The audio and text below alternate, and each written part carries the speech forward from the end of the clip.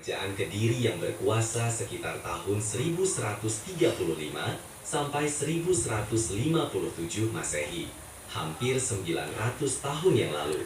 Namun yang membuat namanya abadi hingga kini bukanlah semata karena kepemimpinannya yang gemilang, melainkan karena kemampuannya meramal masa depan yang tertuang dalam Serat Jayabaya atau yang juga dikenal dengan Ramalan Jayabaya. Bayangkan saja sedulur, di masa ketika teknologi belum secanggih sekarang, ketika komunikasi masih sangat terbatas, seorang raja bisa melihat gambaran masa depan ratusan bahkan ribuan tahun ke depan dengan begitu detailnya. Ramalan-ramalan beliau bukan hanya berbicara tentang pergantian pemimpin, tapi juga tentang kondisi masyarakat, tanda-tanda zaman, hingga karakter para pemimpin yang akan muncul di setiap era. Yang menarik dari ramalan Jayabaya adalah penggunaan simbolisme dan bahasa kiasan yang khas tradisi Jawa.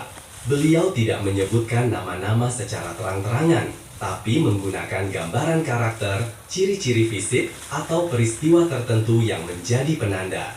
Ibarat sebuah teka-teki raksasa yang butuh kebijaksanaan untuk memecahkannya, ramalan Jayabaya menggunakan metafora alam, hewan, dan simbol-simbol spiritual. Dalam tradisi spiritual Jawa, kemampuan meramal seperti ini disebut sebagai wangsit atau wahyu, sebuah pengetahuan gaib yang diturunkan langsung dari Yang Maha Kuasa kepada orang-orang pilihan. Prabu Jayabaya dipercaya memiliki ilmu kebatinan tingkat tinggi yang memungkinkan beliau melihat garis waktu masa depan, bukan untuk pamer atau mencari sensasi, tapi sebagai pesan dan peringatan bagi generasi-generasi mendatang. Mengapa ramalan ini begitu penting untuk kita pahami hari ini? Karena sedulur, kita sedang berada di tengah-tengah perjalanan sejarah yang sudah diramalkan itu. Presiden Prabowo Subianto, yang baru dilantik sebagai Presiden ke-8 Republik Indonesia, ternyata memiliki benang merah yang kuat dengan ramalan-ramalan kuno tersebut. Dan tahun 2026, yang sebentar lagi akan kita masuki, konon menjadi tahun krusial yang akan menentukan arah perjalanan bangsa ini. Ini bukan tentang politik praktis sedulur, tapi tentang memahami alur takdir yang lebih besar, tentang membaca tanda-tanda zaman, dan tentang mempersiapkan diri kita menghadapi perubahan-perubahan besar yang mungkin akan terjadi.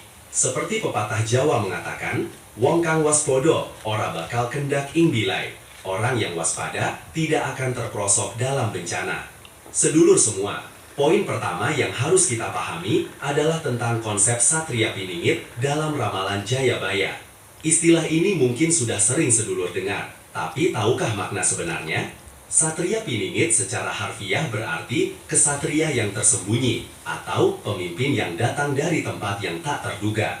Dalam konteks ramalan Jayabaya, Satria Piningit bukan sekedar satu sosok, tapi bisa muncul di berbagai era dengan karakteristik tertentu.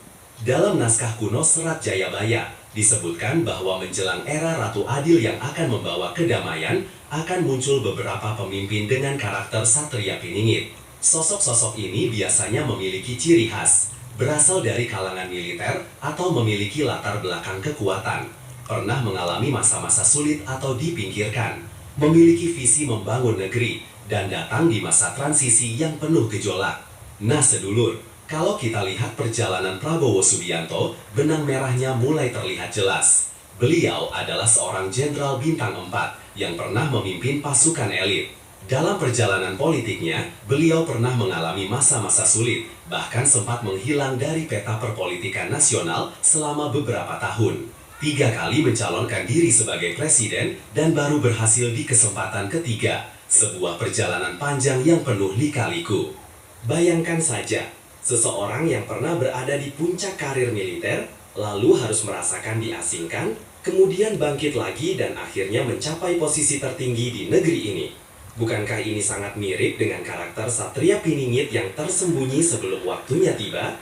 Seperti pepatah Jawa mengatakan, kebo nusu gudel, kerbau menyusu pada anaknya sendiri, yang bermakna orang tua belajar dari yang muda. Atau dalam konteks ini, pemimpin sejati justru datang dari jalur yang tak terduga. Ada sebuah cerita yang beredar di kalangan spiritualis Jawa. Konon seorang lelaki tua dari Jawa Tengah yang ahli membaca primbon dan ramalan kuno, beberapa tahun sebelum Prabowo menjadi presiden, pernah berkata bahwa akan ada seorang pemimpin dengan karakteristik gagah, tegas, berasal dari dunia militer, dan pernah mengalami masa-masa sulit yang akan memimpin Indonesia menjelang era transformasi besar.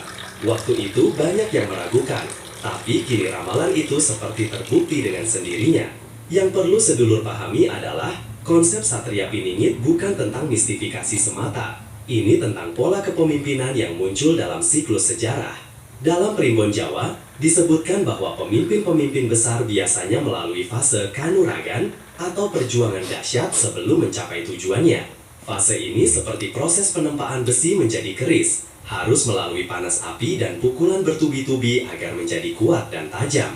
Prabowo sendiri, dengan weton Kamis Wage, jika kita hitung dari tanggal lahir beliau 17 Oktober 1951, memiliki karakter dasar yang kuat dan pantang menyerah.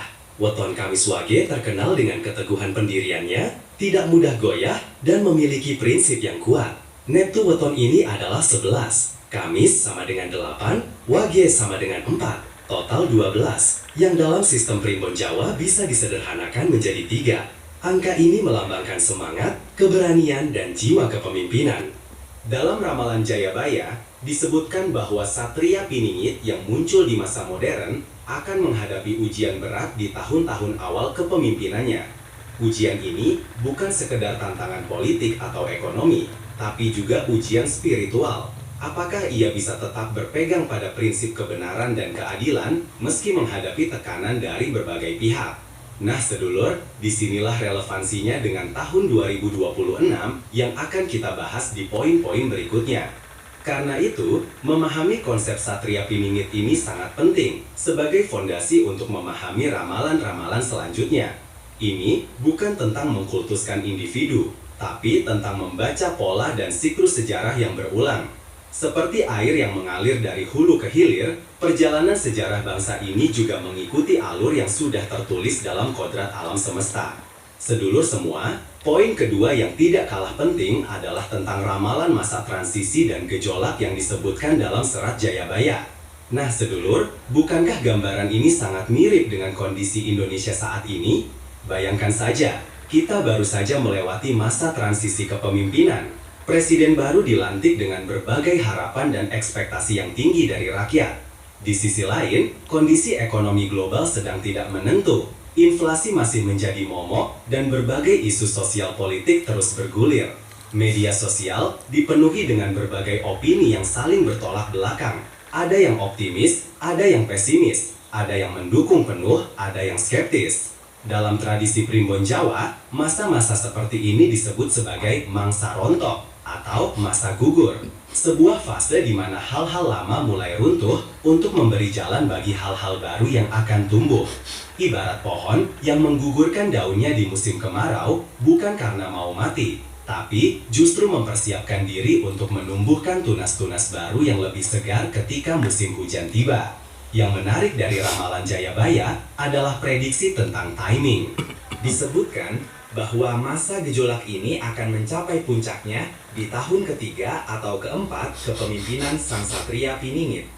Kalau kita hitung, Prabowo dilantik di tahun 2024, maka tahun 2026-2027 memang masuk dalam rentang waktu tersebut.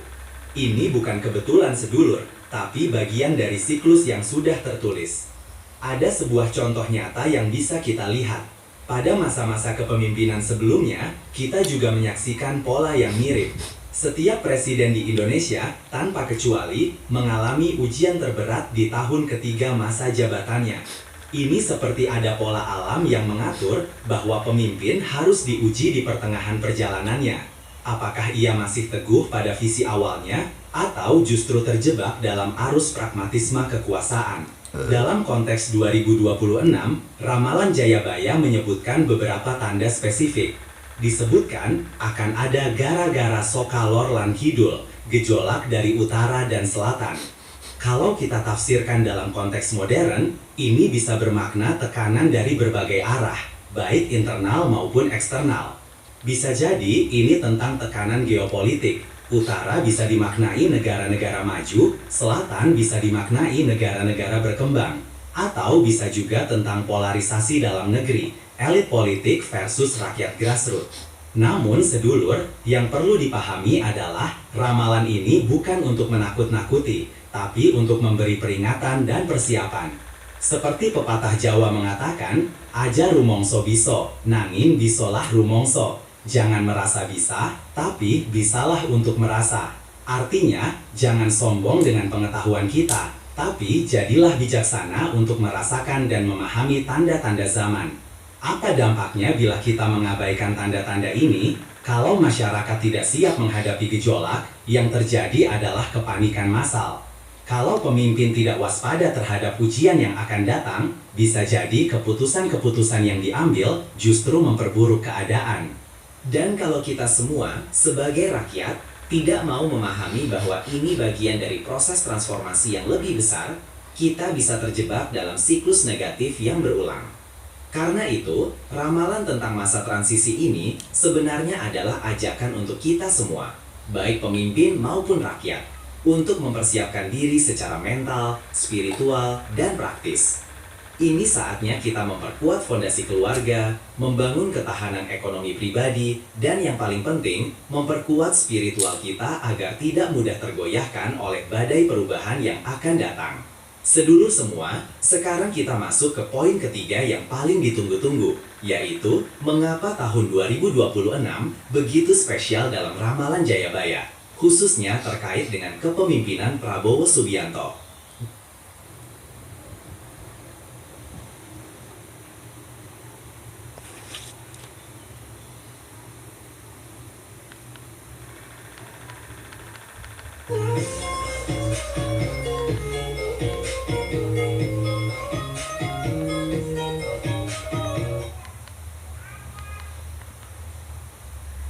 Dalam serat Jayabaya, ada perhitungan siklus waktu yang sangat detail menggunakan sistem Windu dan tahun Jawa.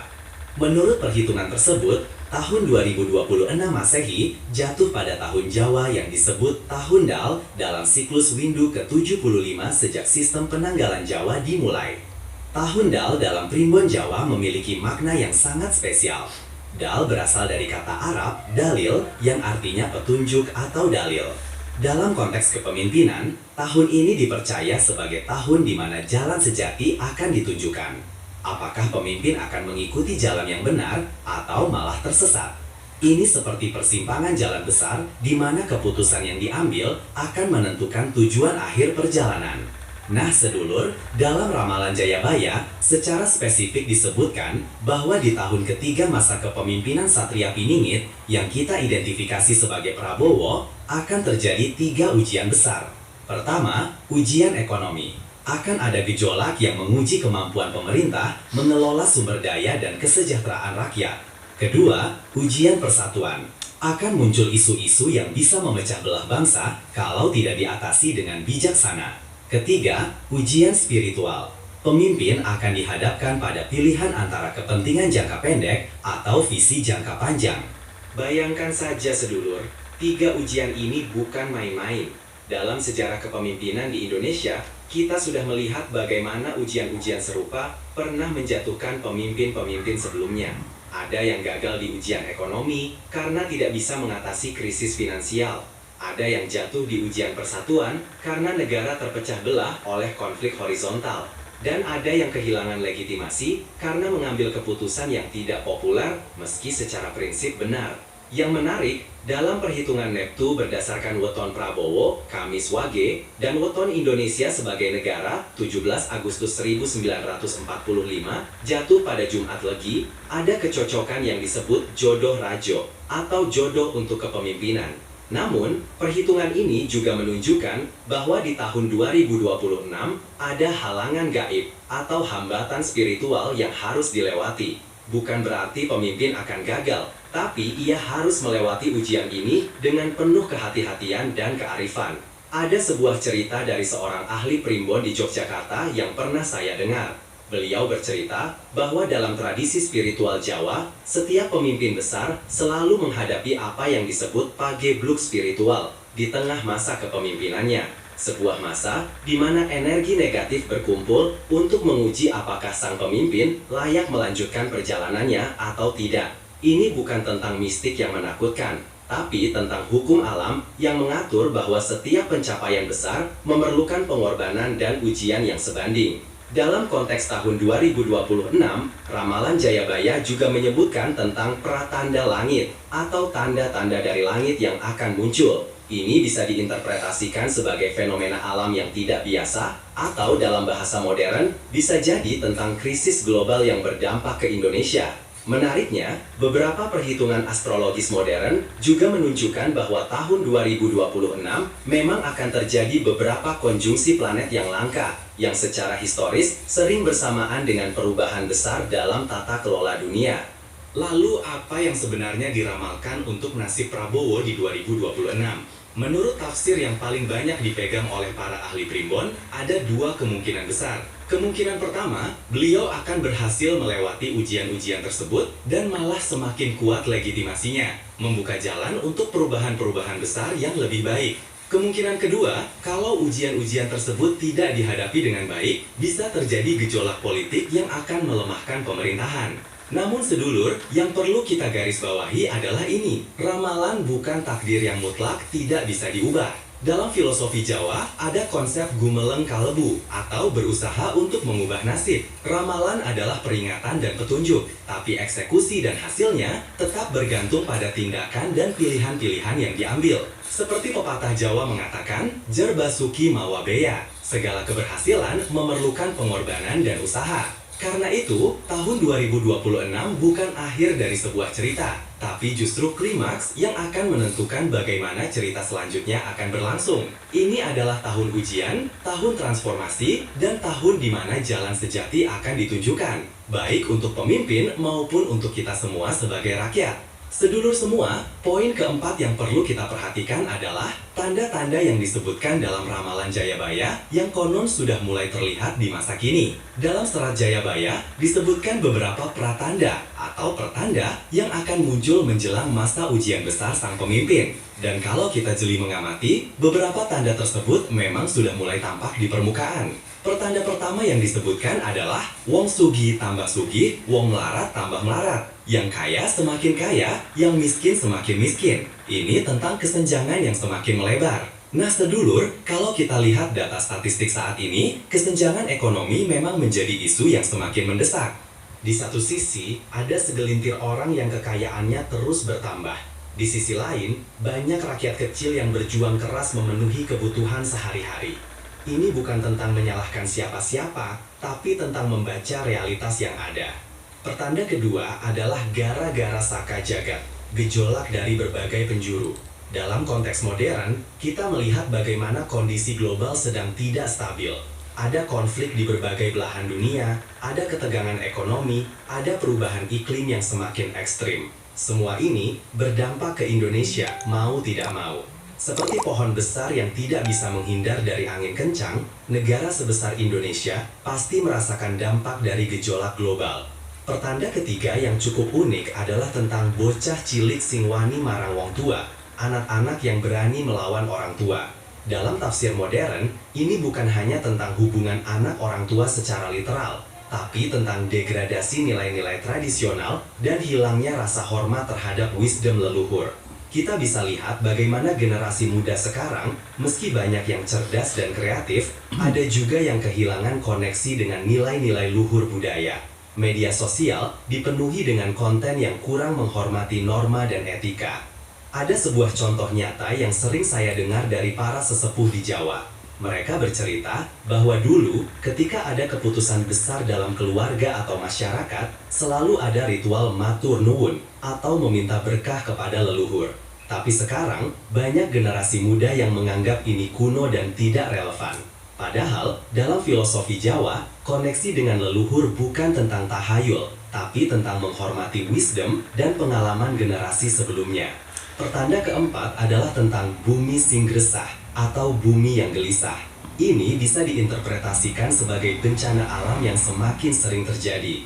Sedulur semua pasti merasakan bagaimana akhir-akhir ini bencana alam seperti banjir, tanah longsor, gempa, dan cuaca ekstrim semakin sering terjadi. Dalam Primbon Jawa, ini dipercaya sebagai tanda bahwa alam sedang tidak seimbang. Mungkin karena ulah manusia yang merusak lingkungan, atau memang sudah bagian dari siklus alam yang lebih besar. Yang perlu kita pahami sedulur adalah, tanda-tanda ini bukan untuk membuat kita takut, tapi untuk membuat kita sadar dan waspada. Seperti pepatah Jawa mengatakan, eling lan waspada, ingat dan waspada. Ingat akan kode etik hidup dan waspada terhadap tanda-tanda zaman. Dalam konteks kepemimpinan Prabowo, tanda-tanda ini menjadi parameter untuk mengukur seberapa besar tantangan yang harus dihadapi. Kalau tanda-tanda negatif semakin menguat, artinya ujian di 2026 akan semakin berat. Tapi di sisi lain, ini juga menjadi kesempatan untuk melakukan transformasi besar-besaran. Ibarat besi yang dipanaskan dalam api yang sangat panas, hasilnya bisa menjadi keris yang sangat kuat dan tajam, atau malah meleleh dan rusak, tergantung bagaimana proses tempaannya. Menariknya, ramalan Jayabaya juga menyebutkan akan ada pratanda apik atau pertanda baik yang akan muncul sebagai penyeimbang. Pertanda baik itu antara lain, wong cilik sing wiwit ngerti, rakyat kecil yang mulai sadar dan teredukasi, pamimpin sing gelem ngrungokake, pemimpin yang mau mendengarkan suara rakyat, dan kemulio sing mulai ketinggal, kemuliaan yang mulai terlihat meski masih samar-samar.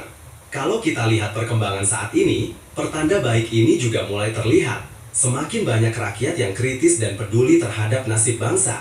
Pemerintahan baru juga menunjukkan kesediaan untuk mendengarkan aspirasi masyarakat melalui berbagai forum. Dan ada harapan-harapan baru yang mulai muncul, meskipun masih harus diuji oleh waktu.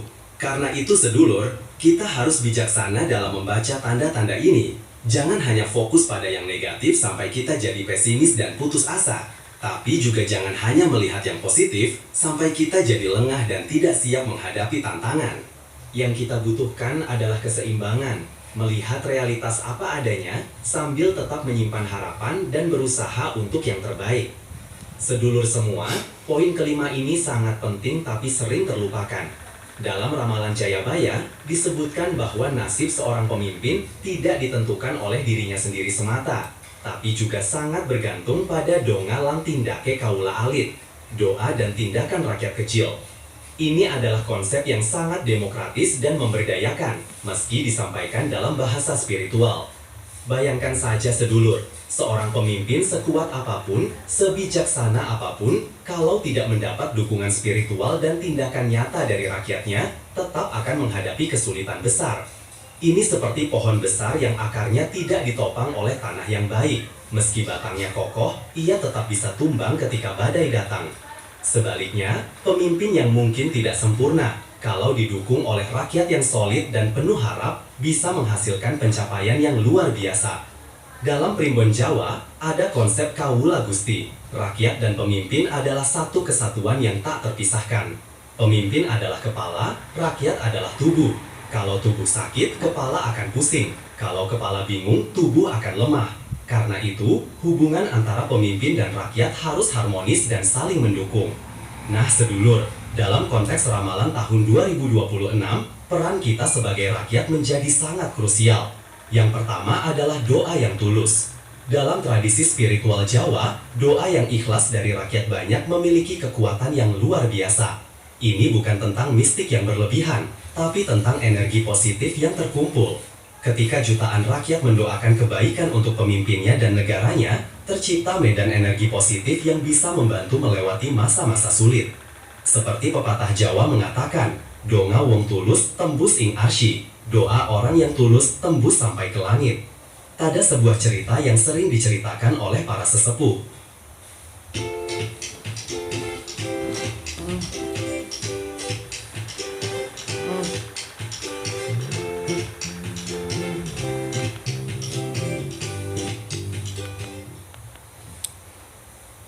Konon, pada masa-masa sulit bangsa ini di tahun 1998, ketika negara hampir terpecah belah, Ada ribuan orang di berbagai daerah yang secara spontan melakukan doa bersama untuk keselamatan bangsa. Mereka tidak diorganisir, tidak ada koordinasi, tapi semuanya bergerak karena rasa cinta pada tanah air.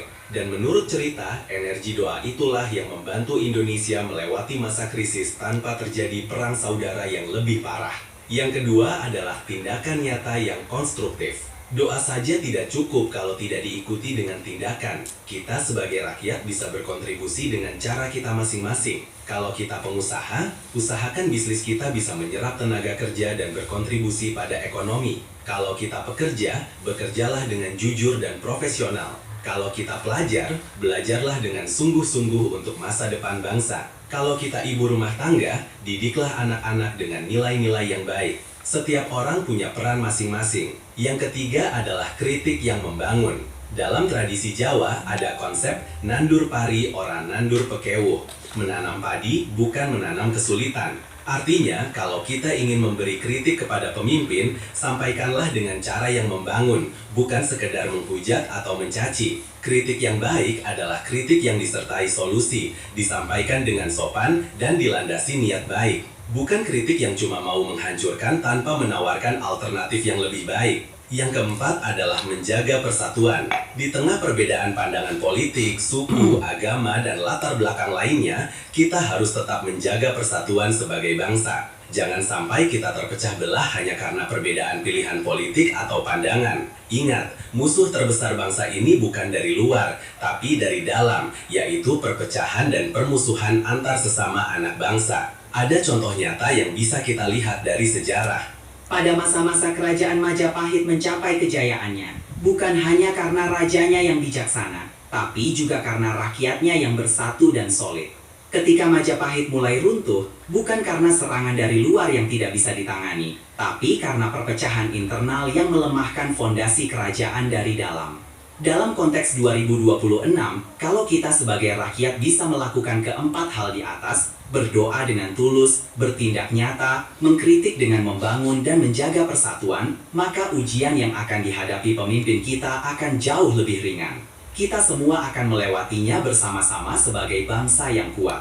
Sebaliknya, kalau kita justru menambah masalah dengan terus-menerus mencaci, memprovokasi, menyebarkan berita bohong, atau hanya mengeluh tanpa berbuat apa-apa, maka ujian itu akan semakin berat. Kita sendiri yang akan menanggung dampaknya. Karena itu sedulur, ramalan Jayabaya tentang tahun 2026 sebenarnya adalah pengingat untuk kita semua. Bukan hanya untuk pemimpin, tapi untuk setiap individu rakyat Indonesia. Kita semua punya peran, kita semua punya tanggung jawab, kita semua adalah bagian dari nasib bangsa ini.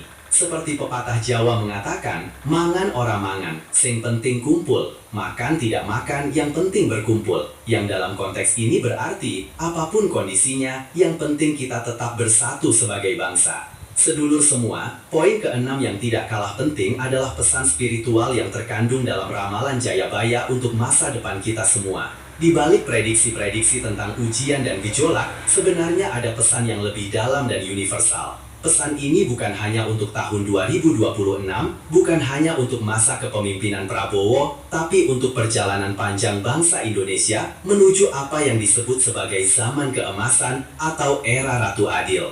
Dalam serat Jayabaya, disebutkan bahwa sebelum mencapai zaman keemasan, bangsa ini harus melewati beberapa fase ujian yang disebut sebagai pralaya cilik atau kehancuran kecil. Kehancuran ini bukan dalam artian fisik yang menyeluruh, tapi dalam artian runtuhnya sistem-sistem lama yang sudah tidak relevan, nilai-nilai yang sudah usang, dan struktur-struktur yang menghalangi kemajuan. Ini seperti proses pembersihan besar-besaran sebelum membangun rumah baru yang lebih baik. Bayangkan saja sedulur, ketika kita ingin merenovasi rumah lama, kita harus membongkar bagian-bagian yang sudah rapuh terlebih dahulu. Proses pembongkaran ini pasti berantakan, berdebu, dan tidak nyaman. Tapi ini adalah tahap yang harus dilalui kalau kita ingin punya rumah yang baru dan lebih kokoh. Begitu juga dengan perjalanan bangsa kita. Pesan spiritual pertama dari ramalan ini adalah tentang sabar lan tawakal, sabar dan berserah diri.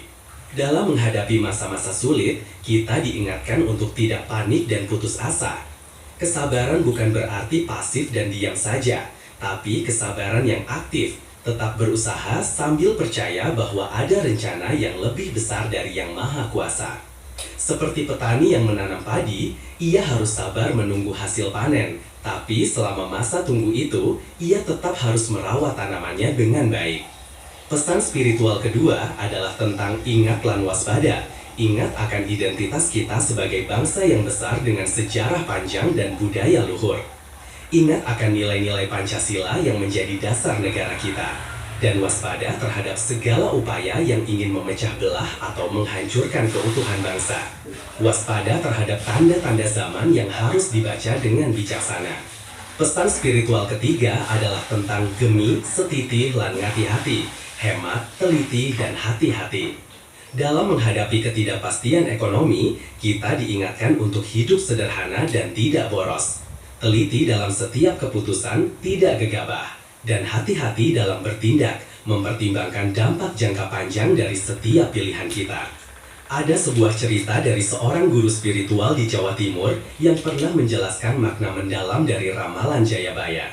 Beliau berkata bahwa ramalan ini sebenarnya adalah mirar atau cermin untuk introspeksi diri bangsa. Setiap prediksi tentang ujian dan tantangan sebenarnya adalah refleksi dari kesalahan-kesalahan kolektif yang harus diperbaiki. Setiap harapan tentang zaman keemasan sebenarnya adalah potensial yang sudah ada dalam diri bangsa ini. Tinggal bagaimana kita mengaktualisasikannya. Pesan spiritual keempat adalah tentang gotong royong lan tepo seliro, kerjasama dan empati. Di masa-masa sulit, yang akan menyelamatkan kita adalah semangat gotong royong, saling membantu, saling menguatkan.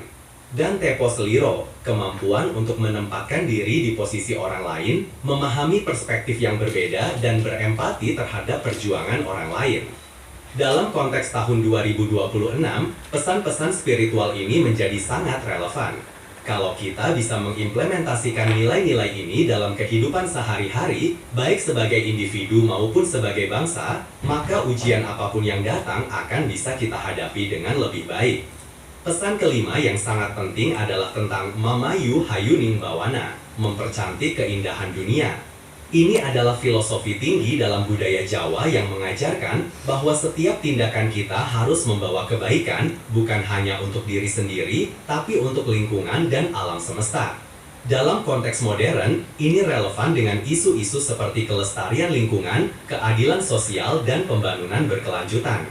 Yang menarik, ramalan Jayabaya juga menyinggung tentang bocah cilik sing bakal dadi pangarep-arep, anak-anak muda yang akan menjadi harapan.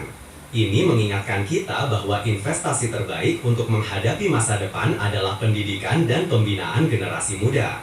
Mereka adalah kunci untuk mencapai zaman keemasan yang diramalkan. Pesan terakhir yang sangat dalam adalah tentang mulih mering jati, kembali ke hakikat. Di tengah modernisasi dan globalisasi, kita diingatkan untuk tidak kehilangan jati diri kita.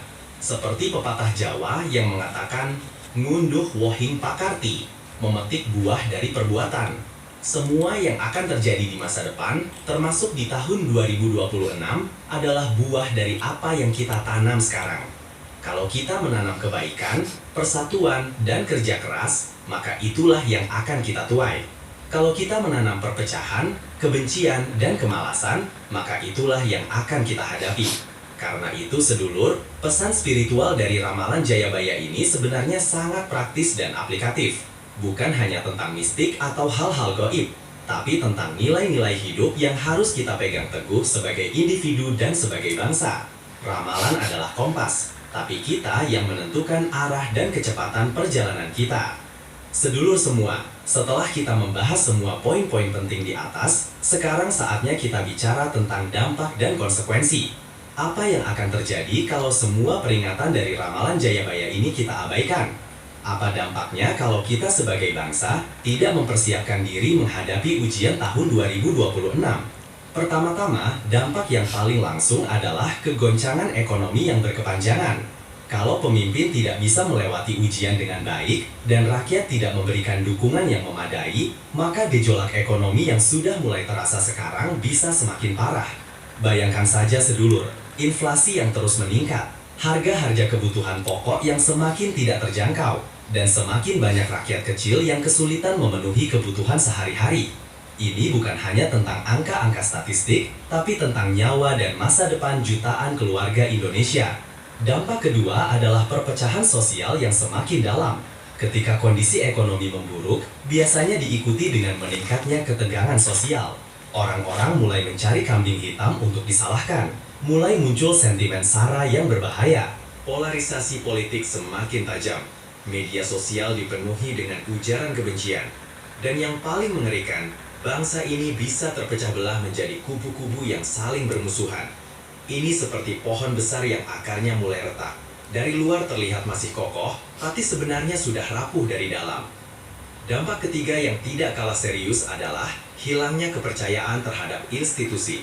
Kalau pemerintah gagal mengatasi krisis, rakyat akan kehilangan kepercayaan terhadap semua institusi negara.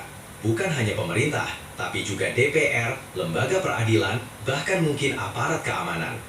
Ketika kepercayaan hilang, yang tersisa adalah anarki. Setiap orang merasa harus mengurus dirinya sendiri karena negara tidak bisa diandalkan. Ini adalah awal dari kehancuran sebuah bangsa. Dampak keempat adalah brain drain atau eksodus generasi muda berbakat.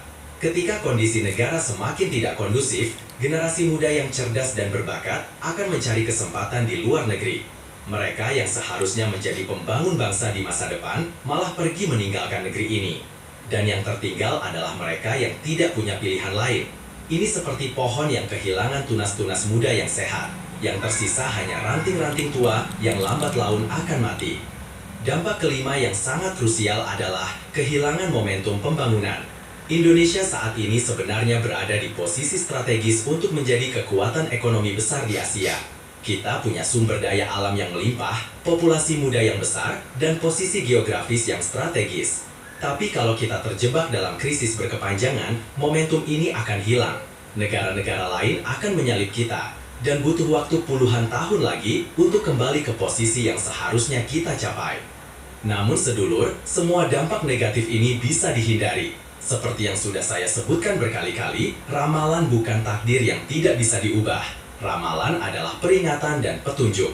Kalau kita bisa bersatu, kalau pemimpin bisa mengambil keputusan-keputusan yang bijaksana, kalau rakyat bisa memberikan dukungan dan doa yang tulus, kalau kita semua bisa berpegang pada nilai-nilai luhur yang diwariskan leluhur, maka justru tahun 2026 bisa menjadi titik balik menuju masa yang lebih baik.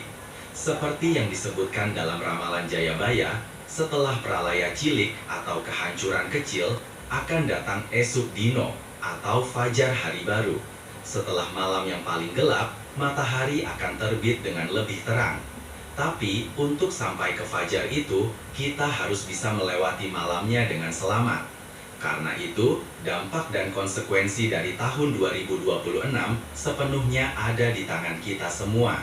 Kita bisa membuat ramalan buruk tidak terwujud dengan tindakan-tindakan positif kita sekarang. Atau kita bisa membiarkan ramalan buruk itu menjadi kenyataan karena kelalaian dan ketidakpedulian kita. Pilihan ada di tangan kita sedulur. Seperti pepatah Jawa mengatakan, sopo sing nandur bakal mundur. Siapa yang menanam akan menuai. Apa yang kita tanam hari ini, itulah yang akan kita tuai di tahun 2026 dan seterusnya. Sedulur semua, setelah kita bersama-sama mengupas tuntas tentang ramalan Jayabaya mengenai nasib kepemimpinan Prabowo di tahun 2026, ada beberapa poin penting yang perlu kita ingat bersama. Pertama, kita telah memahami konsep Satria Piningit, dan bagaimana sosok Prabowo Subianto memiliki benang merah dengan karakteristik yang diramalkan. Seorang pemimpin dengan latar belakang militer yang pernah mengalami masa-masa sulit sebelum akhirnya mencapai puncak kepemimpinan. Kedua, kita telah membedah ramalan tentang masa transisi dan gejolak yang akan mencapai puncaknya di tahun ketiga atau keempat kepemimpinan, yang jatuh persis di tahun 2026. Ujian ekonomi, ujian persatuan, dan ujian spiritual akan menjadi tantangan besar yang harus dihadapi. Ketiga, kita telah melihat bagaimana tahun 2026 menurut perhitungan Primbon Jawa sebagai tahun Dal memiliki makna khusus sebagai tahun di mana jalan sejati akan ditunjukkan. Ini adalah persimpangan krusial yang akan menentukan arah perjalanan bangsa selanjutnya. Keempat, kita telah mengidentifikasi tanda-tanda yang sudah mulai terlihat di masa kini, kesenjangan yang melebar, gejolak global, degradasi nilai, dan bencana alam yang semakin sering. Semua ini adalah pertanda yang harus kita baca dengan bijaksana. Kelima, kita telah memahami betapa pentingnya peran rakyat dalam menentukan